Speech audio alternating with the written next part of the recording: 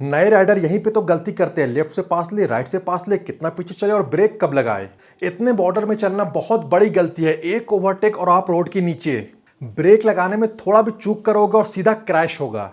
Hello friends, welcome to mechanical tech Hindi. Friends, साल 2021 से मैंने ये वाला वीडियो अपलोड किया था जहां पे मैंने आपको जो न्यू राइडर्स होते हैं जो कि नए नए बाइक या स्कूटर को चलाना सीख रहे हो, उनके द्वारा रोड पे की जाने वाली 10 गलतियों के बारे में बताया था। लेकिन आज की इस वीडियो में आपको 10 नहीं, टोटल 20 गलतियों के बारे में बताने वाला हूँ। और सिर्फ न्यू राइडर्स नहीं, जो पुराने राइडर्स होते हैं वो भी इनमें से कुछ गलतियों को करते हैं। तो हो सकता है कि वीडियो थोड़ा सा लंबा हो क्योंकि 20 पॉइंट्स आपको बताने हैं, लेकिन सारे पॉइंट्स बहुत ज़्यादा इंफॉर्मेटिव है जो कि रोड आपके काम आने वाले हैं। तो आगे इस वीडियो को पूरा देखें। और अगर आप चैनल पे नए हो या अभी तक आपने चैनल को सब्सक्राइब नहीं किया तो चैनल को सब्सक्राइब करके बेल आइकन को जरूर से दबा दे। अब फ्रेंड देखो, शुरू के जो 4 पॉइंट्स है वो हमारे बाइक का जो क्लच और जो ब्रेक का यूज करना है उसको लेकर है। चलो फटाफट से मैं आपको पहले वो बता देता हूं।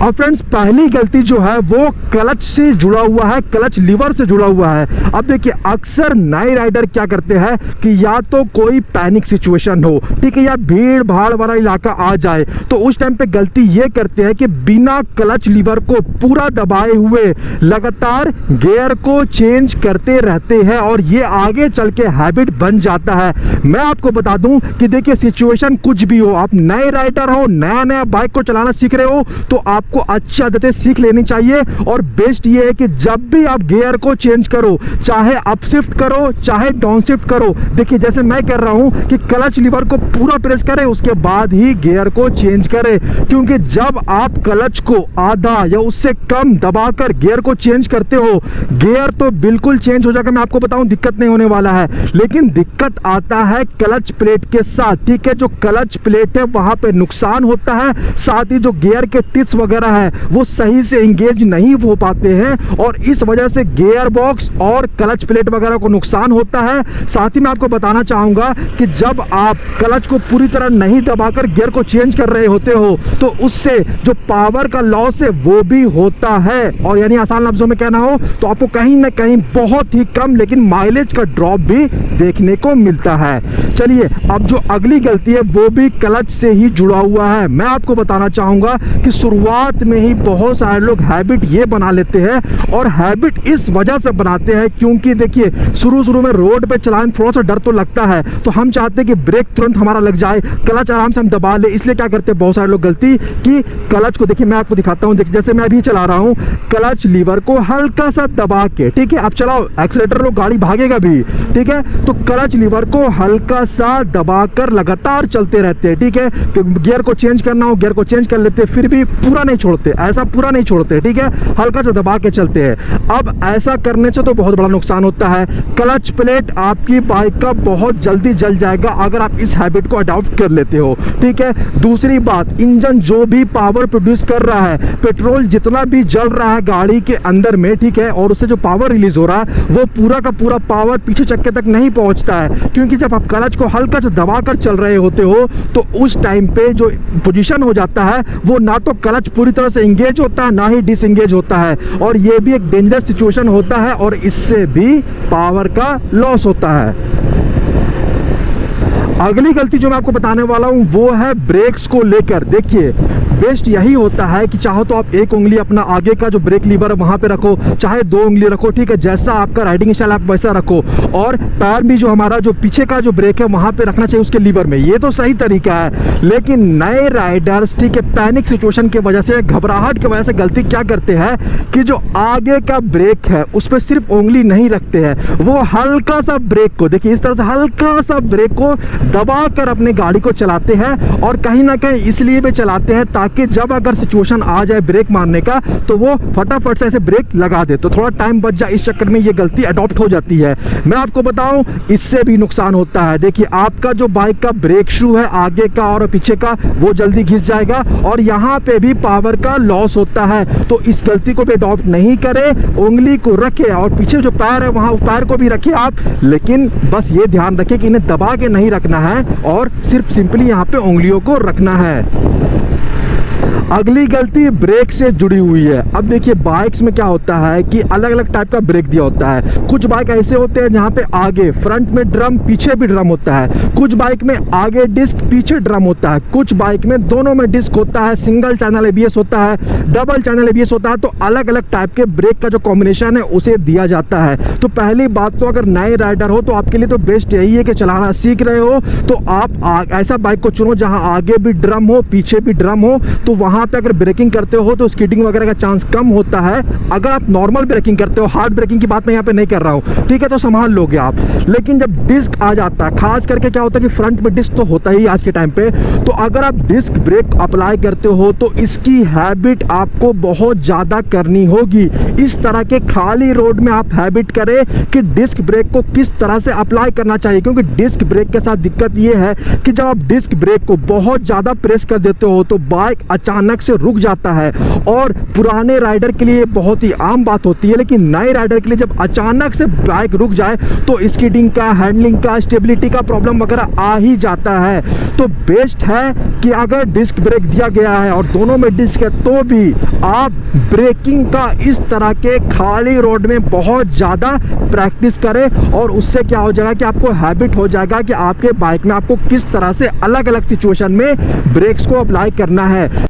टॉपिक में आगे बढ़ने से पहले मैं आपको car PM garage pro OBD scanner के बारे में बताना चाहूंगा। और चाहे आपके पास बाइक हो, स्कूटर हो या कार हो, ये गैजेट आपके लिए बहुत ज़्यादा इंपॉर्टेंट है। और अभी समर सेल की वजह से यहाँ पे 15% का डिस्काउंट भी चल रहा है। फ्रेंड्स, सिंपली आपको इस ओबीडी स्कैनर को कार या फिर बाइक के ओबीडी पोर्ट से लगाना है। अगर आपके बाइक में ओबीडी पोर्ट नहीं दिया गया है तो आप इस कनेक्टिंग केबल का यूज कर सकते हो, जो कि ओबीडी स्कैनर के साथ ही आता है। इसके बाद आप गैरेज प्रो ऐप के हेल्प से कई सारे अलग अलग फंक्शन परफॉर्म कर सकते हो। जैसे कि ट्रैक मोड की बात कर ले तो ये आपको बताता है कि आपकी बाइक 0 से 40, 0 से 60, 0 से 80 इस तरह के स्पीड को कितने टाइम में अचीव करती है। यहाँ पे लाइव डेटा का भी ऑप्शन है, जहां से आप speed, RPM, battery voltage, engine load, throttle position, intake air temperature, engine run time, control module voltage, इन सब का लाइव डेटा देख सकते हो। इसके साथ ही यहाँ पे आप बेसिक स्कैन भी परफॉर्म कर सकते हो। और बेसिक स्कैन के अलावा यहाँ पे फुल स्कैन की भी फैसिलिटी दी गई है, जहां पे आप अपने कंप्लीट इंजन और सारे मॉड्यूल्स को 100% फुल्ली स्कैन कर सकते हो। अगर कोई एरर होगा तो आपको एरर कोड दिखाई देगा। साथ ही यहाँ पे जितने भी फॉल्टी कोड्स हैं वो आप क्लियर भी कर सकते हो। स्कैन रिपोर्ट आप यहाँ ऐप में भी देख सकते हो। इसके अलावा ये जो रिपोर्ट है वो आपको मेल में भी मिल जाता है। बाइक वेरिएंट का जो प्राइस है वो है 2499 रुपए।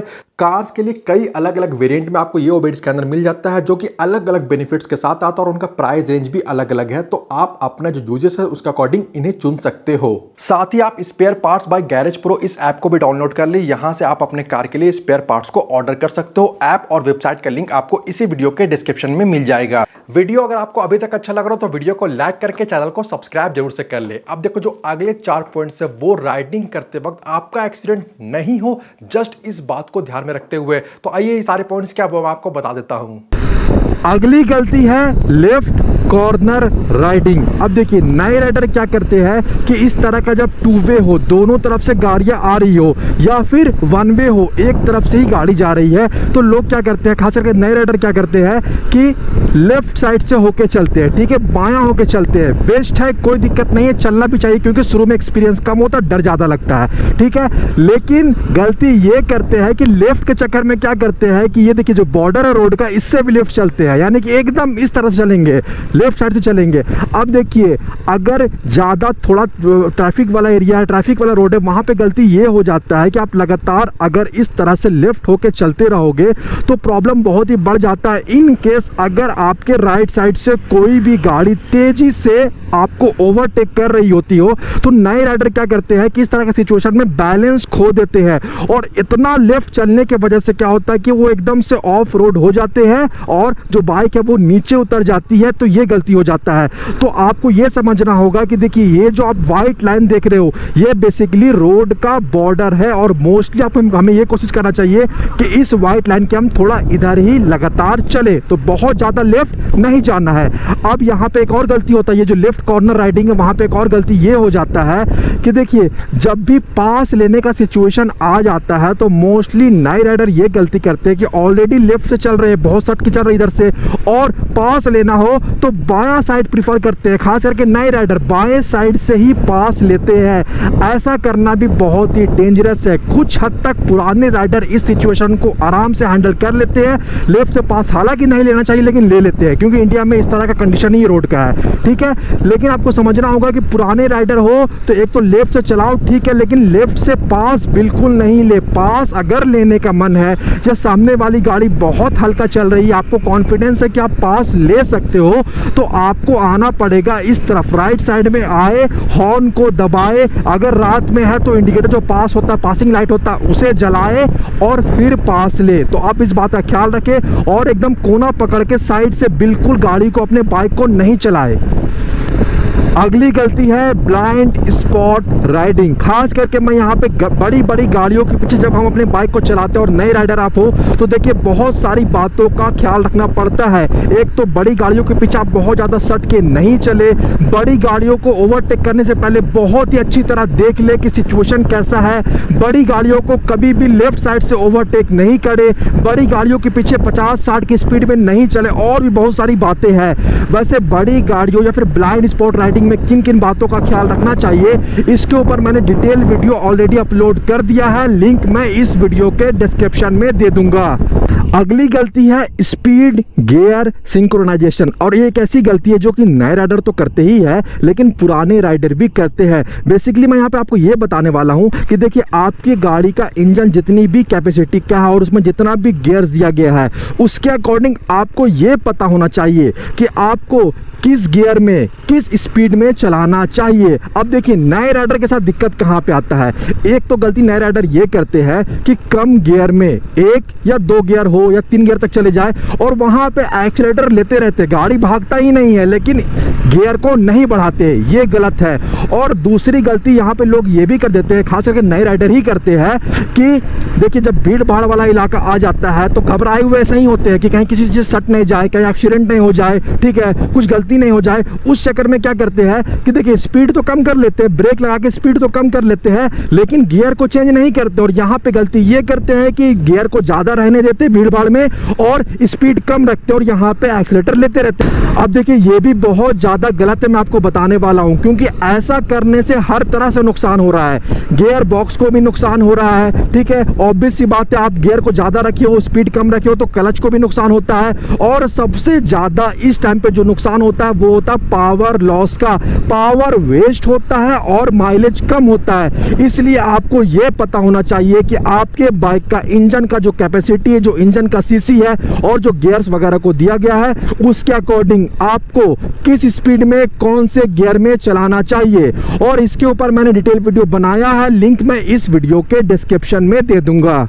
अब जो नेक्स्ट पॉइंट है वो लेन चेंज करने को लेकर है। खास करके मैं हाईवे राइडिंग की यहाँ पे बात करने वाला हूँ, जहाँ पे 3 लेन होते हैं, 4 लेन होते हैं। तो बहुत बार खास करके जो नए राइडर और कुछ पुराने राइडर भी ये वाली गलती करते हैं कि वो क्या करते हैं कि मस्त बीच वाले लेन में चल रहे, वहाँ से लेफ्ट चले जाएंगे, वहाँ से राइट वाले लेन में चले जाएंगे, एकदम राइट से एकदम लेफ्ट चले जाएंगे, एकदम लेफ्ट से एकदम राइट चले जाएंगे। ये भी बहुत बड़ी गलती हो जाती है, क्योंकि यहाँ पे दिक्कत ये हो जाता है क्योंकि हाईवेज में क्या होता है कि जो पीछे से आने वाली गाड़ियाँ हैं इनका स्पीड भी कई बार ज़्यादा होता है, और जब तक आप लेन को चेंज कर रहे हो बिना इंडिकेट किए हुए, जी हाँ, मैं आपको बताना चाहूंगा कि हाईवेज में जब लेन को चेंज करना हो तब भी आपको इंडिकेटर को जलाना चाहिए अगर पीछे से गाड़ी खास करके आ रही तब, और मिरर में भी देखना चाहिए, उसके बाद ही आपको लेफ्ट राइट लेन चेंज करना चाहिए। और 2 व्हीलर्स के लिए खास करके बेहतर ये होता है कि भाई या तो लेफ्ट पकड़ के चलो या सेंटर में अगर देख लो पीछे से गाड़ी नहीं आ रही तो आप इस बात का ख्याल रखोगे तो ये भी बहुत बेहतर हो जाता है। लेन चेंज करने का आपको खास ख्याल रखना है। नेक्स्ट गलती ये हो जाती है कि कई बार ऐसा होता है कि आपको पता होना, ठीक है, नए राइडर आपको पता है कि भाई आगे जाके आपको लेफ्ट मुड़ना है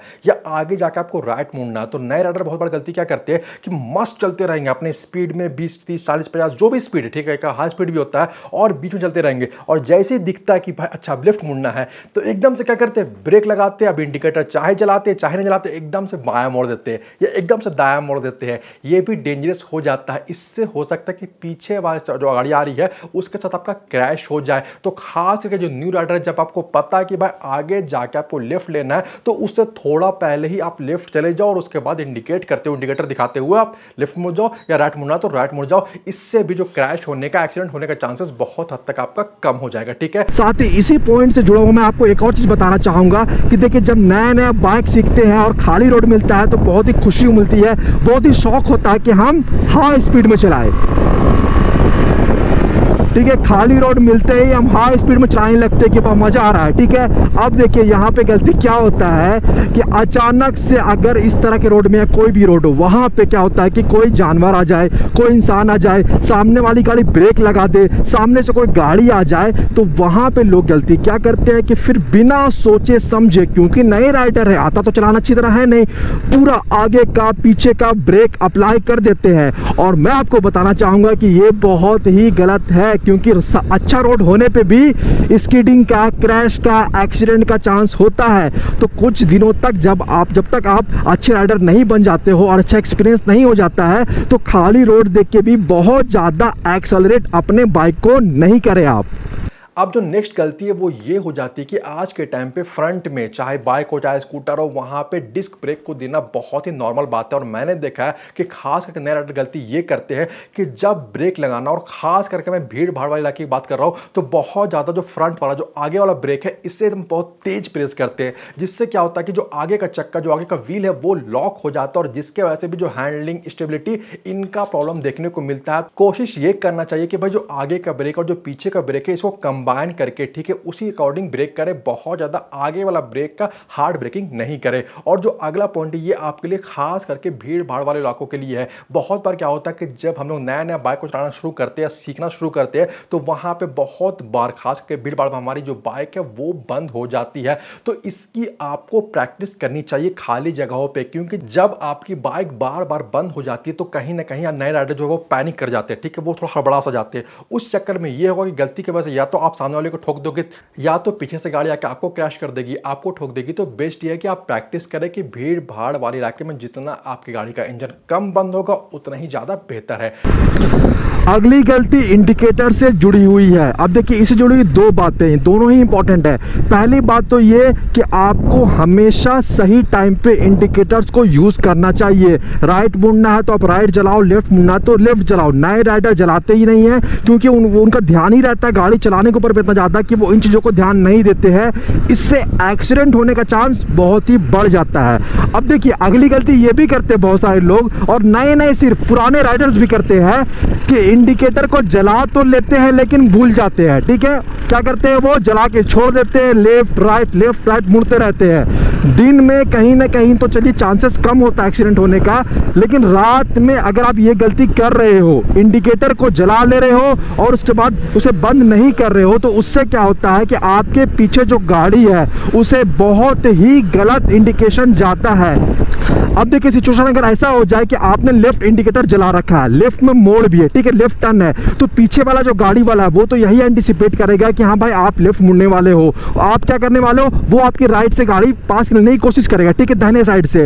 लेकिन चूंकि आपको तो मुड़ना है नहीं, आपने गलती से जला रखा है, तो इन केस अगर आप गलती से बीच में आ गए तो हो जाता है एक्सीडेंट। तो बहुत सारी छोटी छोटी बातें हैं जिनसे एक्सीडेंट हो जाता है। तो इंडिकेटर्स पहली बात यूज करें, सही समय पे यूज करें और सही समय पे उसे बंद भी करें।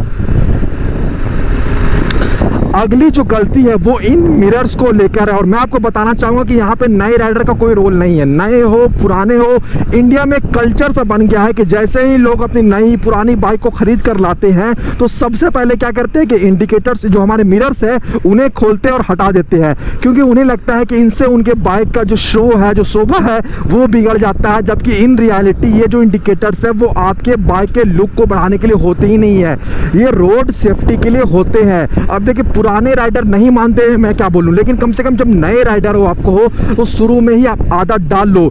इन मिरर्स को पहली बात तो आप लगे रहने दो, ठीक है, और इन मिरर्स को आप यूज भी करो, सही तरीके से यूज करो। क्योंकि देखिए, मैं भले ही कितना पुराना राइडर हो गया हूं, मैं अभी भी जो भी गाड़ियों को चलाता हूं, मैं वहां पे कोशिश करता हूं कि वहां पे मिरर को लगा हुआ हो, और मैं अपने किसी भी गाड़ी का मिरर कभी नहीं हटाता हूं। देखिए, यूज करने के लिए मैं आपको बताना चाहूंगा कि लोग गलती यहाँ पे नया राइडर ये कर देते हैं कि मिरर में देखते वक्त क्या करते हैं कि आगे से पूरी तरह से फोकस हटा देते हैं, पूरा फोकस मिरर में डाल देते हैं कि क्या है, पीछे से कौन सी गाड़ी आ रही है। ऐसा करना गलत है। मिरर को भी देखने का एक तरीका है, हर इंसान का अलग अलग तरीका होता है और आपका भी अलग तरीका होगा। लेकिन देखिए मैं क्या करता हूं कि सिंपली एक झलक देखना, आपको सिर्फ हार्डली 1 सेकंड 2 सेकंड के लिए देखना। ऐसा नहीं कि बस घुस गए देखे जा रहे कहाँ आ रहा है कहाँ नहीं आ रहा, ऐसा नहीं करना आपको, ठीक है।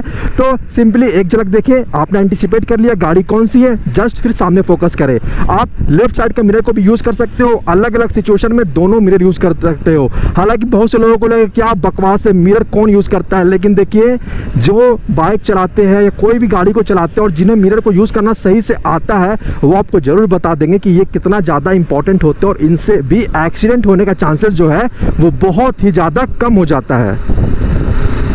अब जो नेक्स्ट पॉइंट है ये भी बहुत से लोग मिस्टेक करते हैं, जब बाइक खड़ी हो तब भी मिस्टेक करते हैं, जब बाइक चला रहे हो तब भी मिस्टेक करते हैं कि वो एक्सेलेरेटर क्या करते हैं, रोल करते रहते हैं और क्लच लीवर को दबा के रखते हैं। ये भी एक बहुत ही गलत हैबिट और इसके वजह से एक तो पेट्रोल की बर्बादी होती है और क्लच प्लेट को भी नुकसान होता है। तो भले ही इंजन से बहुत ज़्यादा रोरिंग का आवाज़ आए, लेकिन आप इस वाली गलती को करने से जितना ज़्यादा हो सके उतना ही बचे। अब जो नेक्स्ट पॉइंट है वो रेसिंग को लेकर। जी हाँ, जब हम नया नया बाइक स्कूटर चलाना शुरू करते हैं तो कहीं ना कहीं दोस्तों के साथ जब निकल जाते हैं, 2-4 बाइक है स्कूटर है, तो वहां पे लोग रेस लगाने लगते हैं। भाई रेस तो वैसे भी नहीं लगाना चाहिए, सेफ्टी गियर्स होना चाहिए। रोड्स में है किस तरह रोड में चला वो भी डिपेंड करता है, लेकिन खास करके नए राइडर ये गलती करते और फिर क्रैश होता है। वो खुद जाके किसी को ठोक देंगे, डिवाइडर से टकरा जाएंगे कुछ और जगह, या दो दोस्त की गाड़ियां आपस में टकरा जाएंगी। इन चीजों को भी करने से आप नए नए जब जोश में हो, नए नए सीख रहे हो, उस टाइम पे खास करके जरूर से बचे।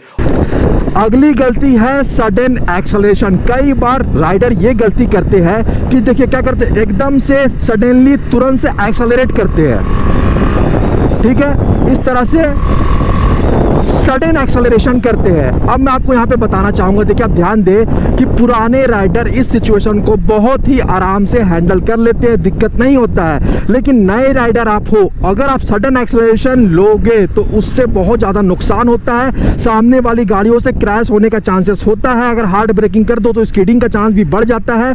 तो आपको जो सडन एक्सेलरेशन है वो कभी भी लेने से बचना चाहिए, खास करके जब आप नया नया अपने बाइक को चलाना सीख रहे हो। और जो अगला पॉइंट है वो पास को लेकर है। जी हाँ, बहुत बार ये होता है कि नए राइडर ये गलती करते हैं कि वो अपना मस्त मगन चलते रहते हैं, पीछे वाली गाड़ी हॉर्न दे रही है, ठीक है, अब वो आपको उसकी फिक्र ही नहीं है, आप मस्त चले जा रहे हैं अपने स्पीड में। ये भी गलत होता। और कई बार इस सिचुएशन में ये हो जाता है कि हो सकता है कि आपके लेफ्ट में या आपके राइट में जगह और पीछे वाली गाड़ी वहां से आपको ओवरटेक करने की कोशिश कर रही है, लेकिन आप चूंकि नए राइडर हो, आप थोड़ा हबड़ा जाओ, ठीक है, थोड़ा डर जाओ और आप उसके साथ क्रैश कर जाओ, उसी तरफ मुड़ जाओ या लेफ्ट में मुड़ जाओ, तो इसके वजह से भी नुकसान होता है। तो भाई नए राइडर हो, पीछे से कोई गाड़ी पास मांग रही है तो आप उसे पास दो, ये भी आपके लिए बहुत ही बेहतर होने वाला है। Next point high beam riding को लेकर है। अक्सर क्या होता है कि जब टू वे रोड हो, ठीक है, और जहां पे सामने से भी गाड़ियां आ रही है, वहां पे बहुत से लोग क्या करते हैं कि लगातार बाइक या स्कूटर में हाई बीम में चलाते रहते हैं, जो कि गलत प्रैक्टिस है। आपको कोशिश करना चाहिए कि इस तरह के रोड में खास करके आप लो बीम जो है, डाउन वाला बीम में, वहां पे चलाएं, जिससे सामने से आने वाली गाड़ियों को परेशानी नहीं हो और आपकी राइडिंग भी सेफ हो।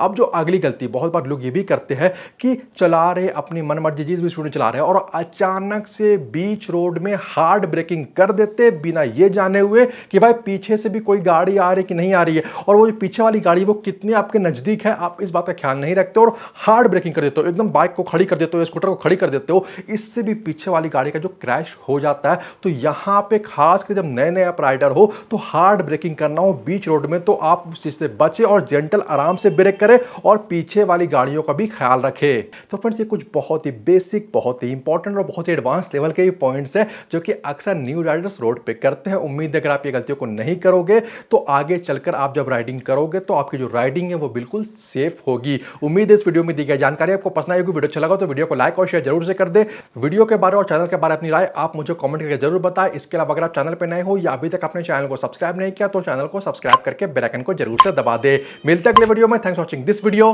Good bye.